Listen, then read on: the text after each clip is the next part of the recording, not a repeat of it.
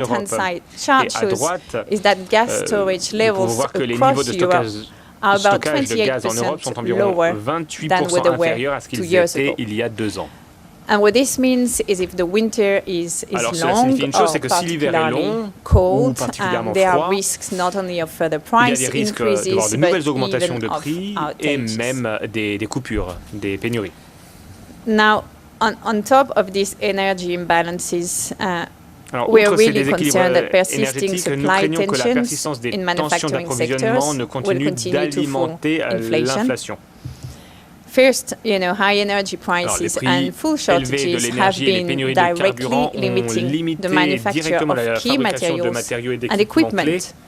And when we combine this with other supply bottlenecks in metal production, shipping, containers, the impact of sanitary procedures on ports, the time that manufacturers have to wait for inputs has dramatically increased, as we can see on the left-hand side. We can also see that it's also related to the pressure from demand, because advanced economies are more affected by this higher delivery time, and they had been rebounding much higher than emerging market economies. Now, obviously, this difficulty in getting inputs is not only fueling inflation, but it's not only lengthening delay, but it's also limiting production. And an increasing number of firms are reporting they've been limiting production because of these shortages, which is what we can see on the right-hand side. And that could be even more important as outbreaks of the virus rise in some regions, and together with the additional uncertainty that's created by the new variant. Now, let me give you a concrete example of this with the car industry. And the car industry, for memory, represents about 3% of global output. L'industrie automobile représente environ 3% de la production mondiale. Donc pour les voitures, les puces sont essentielles. Elles sont essentielles pour différents secteurs de nos économies, mais aujourd'hui, la pénurie de puces est flagrante et les temps de livraison sont passés d'une moyenne de 13 semaines à 22 semaines, ce que vous pouvez voir sur la gauche. About 10% environ 10% de tous les semi-conducteurs sont vendus aux constructeurs automobiles et certaines voitures ont besoin de jusqu'à 3000 puces différentes. Vous pouvez donc comprendre que sans puces, il va y avoir bien moins de voitures produites. Nous avons donc fait une analyse afin d'estimer la baisse de production résultante de ces pénuries. Et cette analyse suggère qu'elles sont assez importantes pour avoir des effets marqués sur la reprise générale dans certains pays. On the right-hand side chart, you can see that GDP in some countries, especially Germany, Mexico, Czech Republic and Japan, have been markedly reduced by supply disruption and falling production in the motor vehicle industry. And we're increasingly concerned that if this tension persists, if these imbalances persist, we'll continue to have some downward pressure on production, growth, continueront à peser sur la production, la croissance et les prix. And I think that brings me to the fact that it's fair to say that all these imbalances have been persisting for longer than expected. Plus longtemps que prévu. And as a result, which is what you see on this chart, we've been pushing our inflation projections higher and further into the future, and we're expecting them to stabilize at a more elevated level than pre-crisis by 2023. So the orange line here was our December 2020 projections, the flat line at the bottom.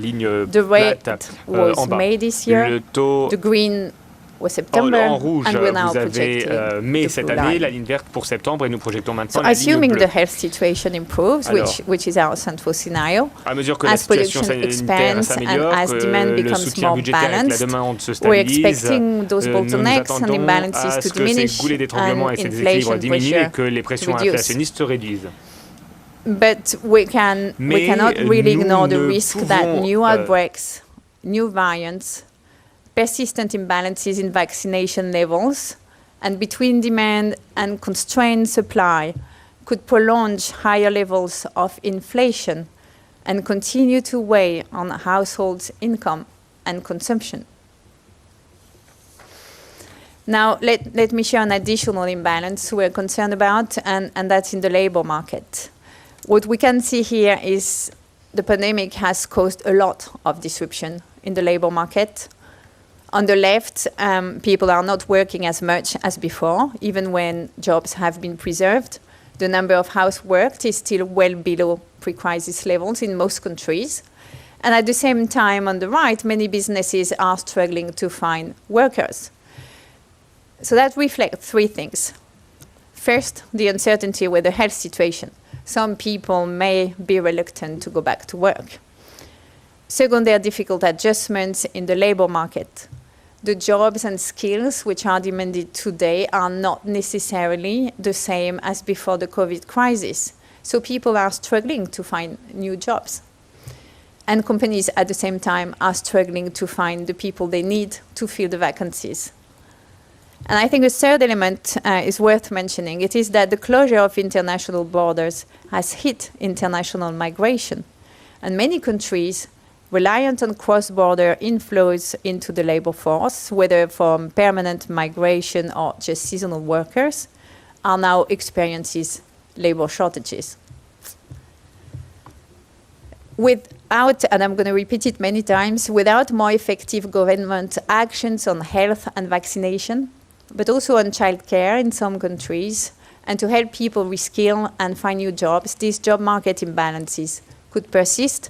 They could lead to tensions in production chains becoming more entrenched. Now, to close the risk section, let me share with you why we are concerned about the slowdown in China. As we all know, before the pandemic, China accounted for roughly 1/3 of global growth. But I think it's fair to say that we've all been reading about imbalances there.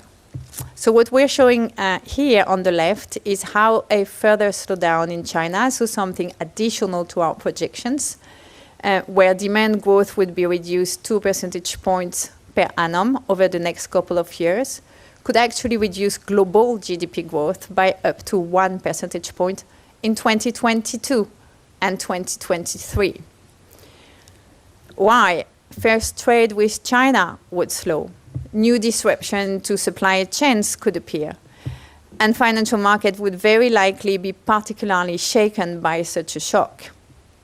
So you can see how the major OECD economies on the right-hand side would lose between about 1.5 and 2% of growth over 2 years. So now that we've listed the imbalances, I guess we should discuss what governments may do about this. And that brings me, obviously, with the health situation. So I think, we're currently living through a period of very high uncertainty. There's renewed strong outbreaks of the virus in some regions, including here. New variants are continuing to emerge. And many low-income countries around the world lag behind in vaccination, which is on the left. But what the chart on the right shows is that even within advanced economies, some countries continue to have extremely low vaccination rates.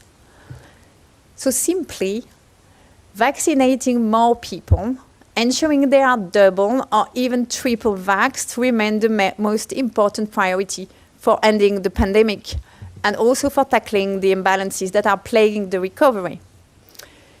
Otherwise, livelihoods will continue to be hit hard and will continue to witness suffering, hardship, and loss of life.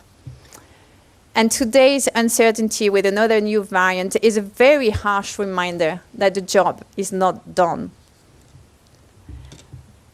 Let me say something simple. The G20 countries have spent $10 trillion supporting people and their economies since the beginning of the pandemic. It would only take $50 billion to ensure vaccination worldwide. I'm just saying.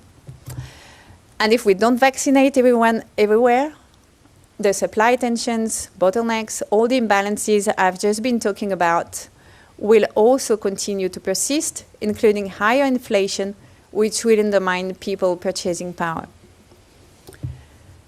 And that brings me to inflation and the question that's on everybody's mind, which is what should central banks do? So in the US, the Fed has already begun to act, and you see US inflation on the left, and it will continue to do so. And several countries have done the same. But in most countries, central banks have been waiting for supply tensions to diminish, and rightly so. Faced with supply bottlenecks, and where overall demand is not excessive, the best central banks can do is actually to signal that they will act if the pressure continues to increase. But it is for companies and governments to address the bottlenecks. And that brings me to public finance and investment. So we're concerned. We're concerned about the use of borrowing. As the chart shows, the COVID crisis has increased debt levels, and as I've mentioned before, this was appropriate in the crisis. So the COVID debt is not the concern in itself, but rather the rising trend in debt over decades. And as the recovery progresses, the issue now is what are governments doing with this money? Are they taking stock of how to address missing months of children's education and putting mentoring in place to help them catch up? Are they revamping their healthcare systems, staff working conditions, making sure hospitals will be able to cope with various variants? Are they implementing digitalization strategies? Are they upgrading their services, the infrastructures? Are they equipping people with the right skills for the transition? Good debt is the debt that supports productive investment and that will raise potential growth level. And to that, we have not been seeing much of that. So we're urging governments not to tighten, but to shift the composition of spending and plan to make sure their debt will be good debt, not bad debt. And that is particularly relevant to climate change, which is the last topic I want to address today. The whole world came together in Glasgow last month for urgent discussions on the climate crisis. Governments have been very long on announcing their ambitions to address climate change, but many have fallen quite short on implementing specific actions to deliver on their targets. So to meet these ambitions, the International Energy Agency here at the OECD has estimated that investment in the clean energy transition must increase from current levels to over 3 trillion per year by 2030, which is shown on the left. Now, most of this investment can come from the private sector. But certainty for that to materialize, certainty in the form of detailed plan for tax policies, regulations, and some public investment, especially in networks and grids, are crucial. And that's what we show on the right-hand side. So here again, I think it is very high time for more coordination and multilateral discussion to accelerate the energy transition in a way that is globally efficient. So, to sum up, vaccines have been discovered, approved, and launched in record time. And as a result, the recovery to date has been faster than expected. But it would be a big mistake to believe the job has been or is almost done. We are very concerned that many lessons have not been learned from recent experiences. And the news about the Omicron variant may actually be a reminder of how short-sighted that failure has been. We're spending to support our economies while we're failing to vaccinate the whole world. We're still not fully seizing the opportunity to implement changes in our approaches to education, health, climate, and more largely the use of public money. As a result, the world is not really looking better. Thank you. We'll turn to questions in the room first. There's a question from AFP. Yes, hello. Hello, can you hear me? Yes, Ali Bektawi for AFP. Maybe two questions. The first one would be the US president called last week for a waiver on patents for vaccines since this study is calling for a rise in vaccination rates. very quickly. Do you call for this waiver at the OECD? And second question about the new strain of the COVID-19 variant. The CEO of Moderna said yesterday that the vaccine, we don't really know exactly now how the vaccine is going to respond to this variant, but do you see it as a short-term disruption for the global economy, or do you see this as a threat, a more durable threat? Thank you. So on the vaccine and the delivery of vaccine to the world, I think there are two things to keep in mind. Is the production is soon reaching 1.5 billion a month. The big question today is how do we deploy vaccines? How do we bring vaccine to everybody in the world? So it's a logistic question more than anything at this stage. And what we're very concerned is that this logistic is not materializing. And the second question on the threat, two things here. We don't know, right? I mean, we've included this uncertainty into the outlook, which is why we focus so much on imbalances, because we know that this could be happening given the state of vaccination in the world.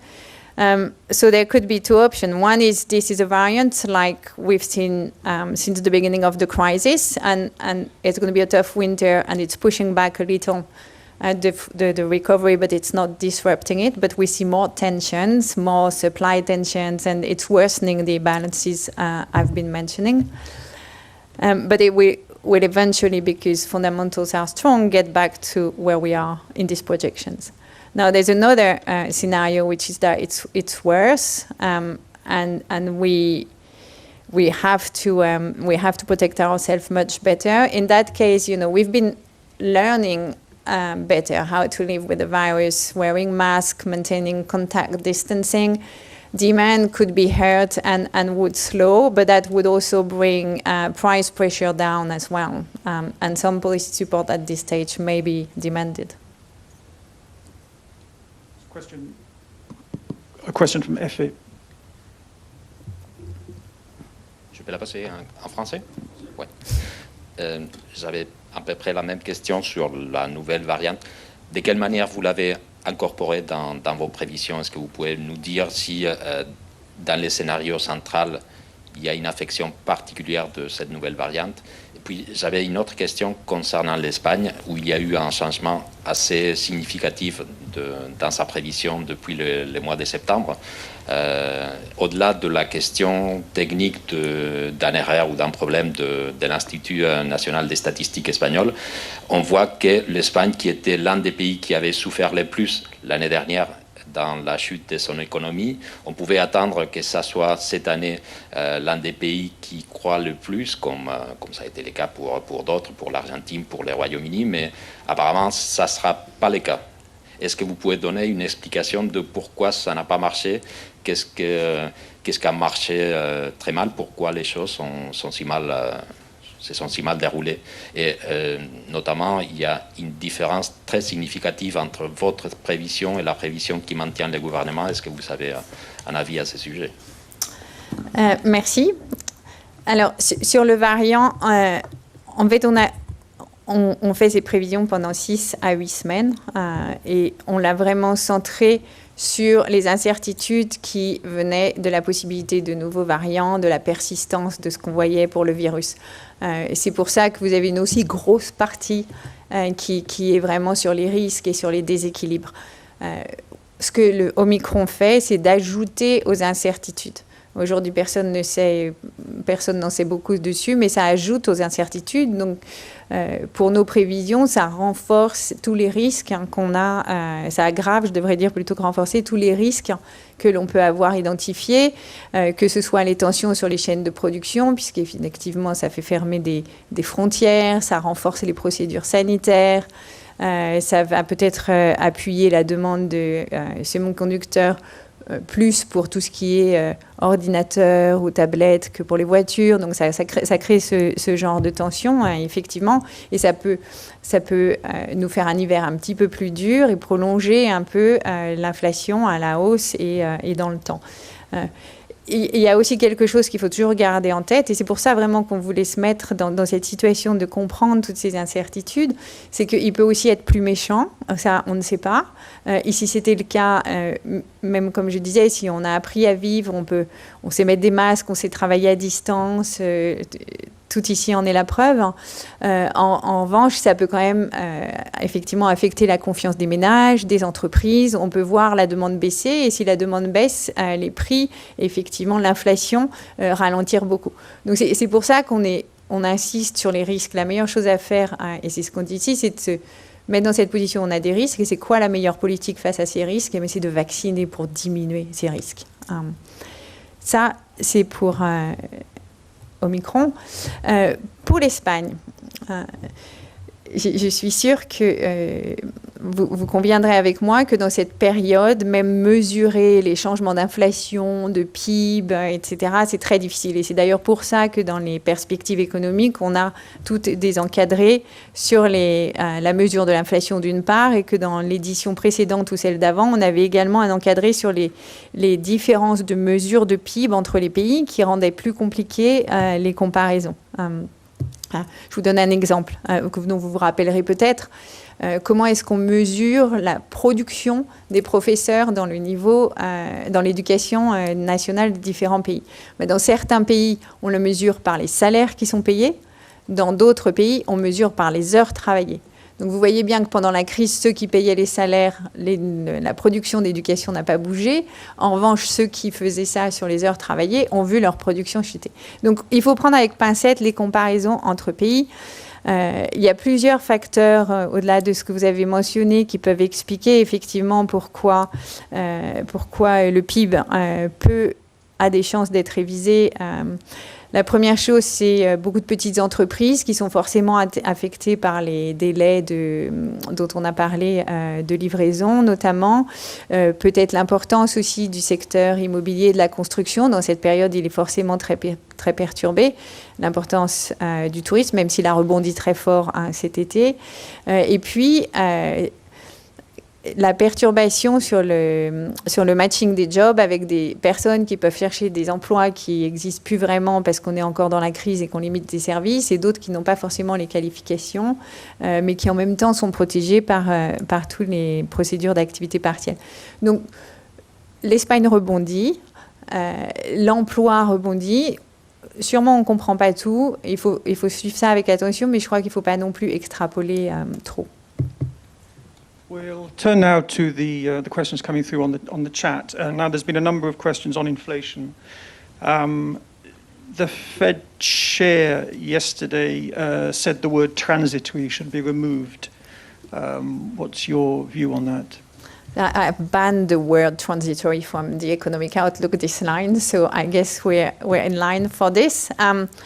Look, I think there are two things. One is effectively we've shown this in the economic outlook, we keep revising upward and longer the inflation pressure. And in some countries, it's mostly due to the supply disruption, but that's 10 months that this has been going on. So we have to be careful and to monitor clearly and keep that in mind. If the situation, the health situation deteriorates, we'll see, or prolongs, we'll see how that evolves.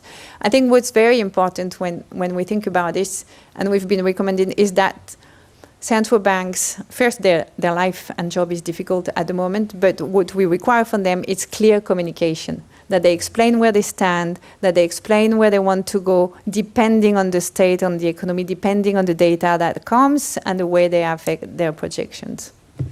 I guess the other point to make is that up until this point, the inflation outlook in the US was somewhat different to the inflation outlook in the euro area. And so, clearly the Fed and Mr. Powell make reflections in relation to the outlook specifically for the US. But as Laurence previously explained, there is a marked difference between the situation in the US and in the euro area. turn to a question from Tim Wallace, The Telegraph in the UK. Please can you tell me why you have upgraded the UK GDP forecast for 2021, even as you have cut the forecasts for the US, the Eurozone and China? So most of the revisions which are in this economic outlook come from the publication of quarterly data. So it's from history. It's not us making speculation about the future. So in effect, the path to the recovery both in the US and the UK has barely moved. A question from Assis Moreira of Valor Econômico in Brazil. The report mentions in Brazil higher interest rates and policy uncertainty.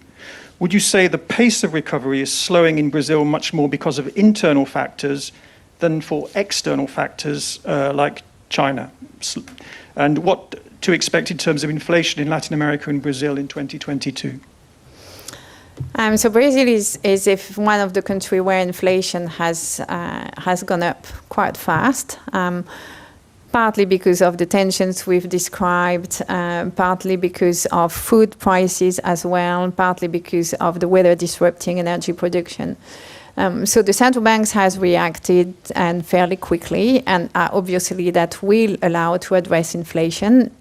It may take more time, the path-through of central bank actions into economic activity and prices is usually between 9 months to 1 year or a little more. There's a question from Kevin Claire, who's an agricultural reporter. Bonjour, croyez-vous au super cycle haussier des matières premières, incluant celles agricoles, les grains notamment, comme suggère Goldman Sachs dans une étude en 2020? Alors, il y a une chose qu'on observe assez clairement, c'est effectivement la hausse des prix de matières premières, non seulement dans l'énergie, comme on en a parlé, mais aussi dans l'agriculture, notamment le blé, notamment en raison des conditions météo, par exemple au Canada. Et c'est vrai que ça peut créer des tensions sur la nourriture. Et une des raisons pour lesquelles on insiste sur ces tensions, que ce soit la nourriture ou l'énergie ou les transports, c'est le panier de consommation d'un ménage, c'est essentiellement nourriture, énergie pour chauffer la maison et pour bouger, et le loyer. Et c'est vrai que c'est les 3 points sur lesquels on voit des hausses des prix, et c'est les 3 points sur lesquels les ménages peuvent se mettre à anticiper plus de hausse des prix, et on peut voir l'inflation, les anticipations d'inflation augmenter. Donc pour nous, c'est un sujet que l'on doit suivre de très très près. Will Horobin from Bloomberg asks, could you give us a bit more detail on why you have cut growth forecasts for China and the US? Sorry, why we have put what? Why you have cut growth forecasts for China and the US? So for the US, I think I've answered. It's mostly historical data, and by the way, for the record, we've included the infrastructure bill in the US. Sorry, so we have not downgraded it. It's the same projection by the end of the period. For China, there's much less support than there was before, and also much less rebound. So China is returning to its 5% growth target in 2022 and 2023. One thing about China is we're really highlighting some of the imbalances, and obviously China is very big in the world economy, right? It's one of the largest exporter, one of the largest consumer of commodities, and when China slows down that quickly, then it has an impact on demand addressed to the rest of the world. So we have to be careful of what's happening with China. Richard Partington from The Guardian in the UK. Could Omicron lead to a fall in global GDP from your 4.5% forecast in 22? You say Omicron could fuel higher and more persistent inflation. But could it also affect demand? Could the impact from Omicron be that demand is more heavily affected than supply? I actually have laid out 2 scenarios. One is where it creates more supply disruptions and prolongs higher inflation for longer, and one where it's more severe and we have to use more mobility restrictions, in which case demand could decline and then inflation could actually recede much faster than what we have here. And there could even be a scenario where we would need more fiscal support at this stage.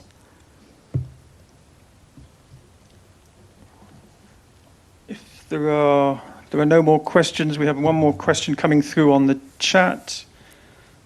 Okay, it's a follow-up question on Spain from the Radio Nacional.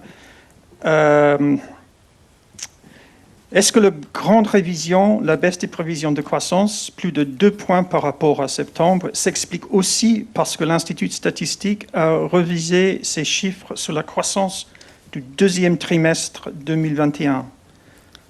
C'est juste une question sur l'économie espagnole et comment...